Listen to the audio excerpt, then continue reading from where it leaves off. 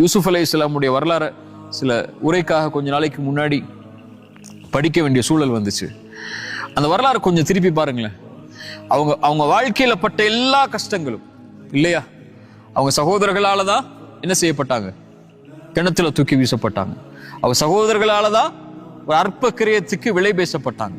சகோதரர்களால தான் வாணிப குழுவோடு அனுப்பப்பட்டு அவங்க ஒரு சந்தையில விலை பேசப்பட்டாங்க. அவங்களோட சகோதரர்களால தான் சந்தையில விலை பேசப்பட்டவங்க அரசவைக்குள்ள போனாங்க. அரசவைக்குள்ள போனதுக்கு அப்புறம் அந்த பெண்ணுடைய சூழ்ச்சி ஏற்படுது, சிறைச்சாலைக்கு வர்றாங்க. பல ஆண்டுகள் சிறைச்சாலை. ஒரு கனவுடைய விளக்கம் 2 பேருக்கு சொல்றாங்க, நினைவுபடுத்த சொல்றாங்க அரசர்ட்ட. அவர் மறந்துடுறாரு, ஷைத்தான் மறக்கடிச்சிடறான். இன்னும் பல ஆண்டுகள் சிறைச்சாலை.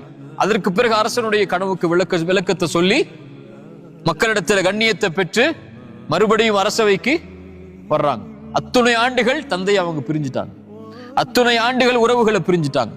எல்லா கண்ணியமும் எடுக்கப்பட்டுடுச்சு. ஒரு நபிய விலை பேசினாங்க சந்தையில், ஒரு நபி சிறைச்சாலைக்கு அனுப்பப்பட்டாங்க. இவ்வளவு சோதனைகளையும் இவ்வளவு வேதனைகளையும் அனுபவிச்சவங்க இறுதி நேரம் வருது, வந்து நிக்கிறாங்க முன்னாடி, மன்னிச்சிருங்கன்னு சொல்லி என்ன வேணாலும் செய்யலாம் யூசுப் அலைஹிஸ்ஸலாம் இல்லையா. தன் ஒட்டுமொத்த வாழ்நாளையும் கேள்விக்குறியாக்கனவங்க முன்னாடி நிக்கிறாங்க. கல்பின் சலீம், சுத்தமான உள்ளம் உள்ளவங்க என்ன முடிவெடுத்தாங்க, லா தஸ்ரீப அலைக்கும் அல்யௌம், உங்க மேல இன்னைக்கு பழி தீர்க்கப்படாதுன்னாங்க இல்லையா. இல்லையா, அவங்க தந்தையுடைய உள்ளத்தை பாருங்க, யாக்கூப் அலைஹிஸ்ஸலாமுடைய உள்ளத்தை.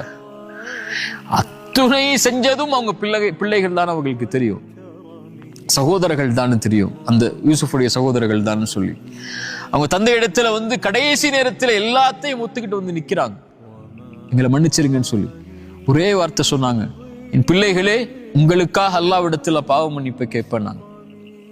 கல்பின் சலீம், சுத்தமான உள்ளம். அது வெறுப்பை சுமக்காது, அது குரோதங்களை சுமக்காது, அது விரக்தியை சுமக்காது, அது எதிர்ப்பை சுமக்காது, கோபங்களை சுமக்காது. ரசூலுல்லாஹி ஸல்லல்லாஹு அலைஹி வஸல்லம் உள்ளம், மக்காவுடைய வெற்றி, அவ்வளவு அவங்களுடைய வாழ்நாளுடைய எல்லா சோதனைகளுக்கும், கண்ணிய இழப்புக்கும், செல்வ இழப்புக்கும், உறவுகளுடைய பிரிவுக்கும் காரணம் யார்? மக்காவாசிகள். உள்ள நுழையும் போது சொன்னாங்க, இனிமேல் மக்காவுடைய கண்ணியம் பாதுகாக்கப்படாது, குறைஷிகளுடைய தலை வெட்டி வீசப்படும் சொல்லி ஸல்லல்லாஹு அலைஹி வஸல்லம் சொன்னாங்க. அப்படி அல்ல, லா தஸ்ரீப அலைக்குமுல் யௌம் அன்தும் துலகா, இந்த தினம் யார் மேலையும் பழி தீர்க்கப்படாது, நீங்கள் எல்லோரும் விடுதலை செய்யப்படுபவர்கள் என்று ஸல்லல்லாஹு அலைஹி வஸல்லம் சொன்னாங்க.